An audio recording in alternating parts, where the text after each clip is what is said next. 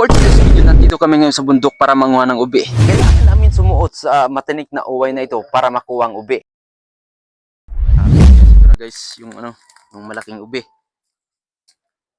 Yan, so matinik talaga dito guys. Nang dahil nga sa nakapaalang kami, manguha ng ubi, kailangan namin iwasan ang tinik ng uway na ito para makakuha ng ubi. So yung guys, ito yung ubi.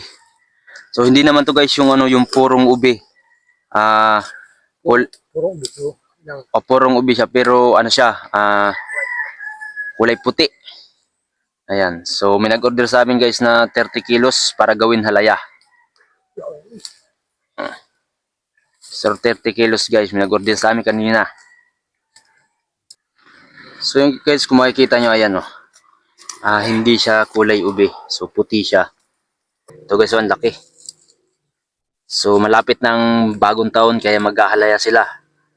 So yun guys, kapag kami naghuhukay ng ubi, initira namin itinatanim din namin ulit para sa sunod na taon meron din kami makukuha.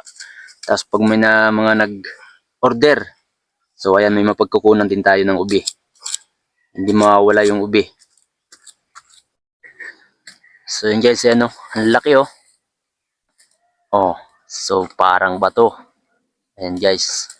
Sa tingin nyo guys, ilang kilo na ba yan? Ano pa lang to, sa unang bundok pa lang to. Hindi pa kami nakakarating dun sa pangalawa.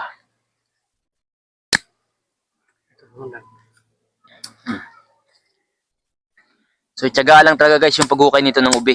Gawa ng talagang kailangan mo siyang makuha ng buo. Ayan, so lilinisin natin guys.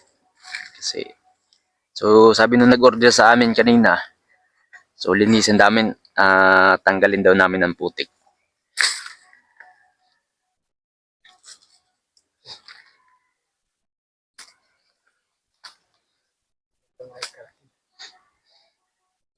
Yan yung kalaking guys. So nandito kami sa bundok guys. Ayan guys, yung itatanim namin ulit para sa sunod na taon mayroon din kaming makukuha ulit na ubi kapag may nag-order.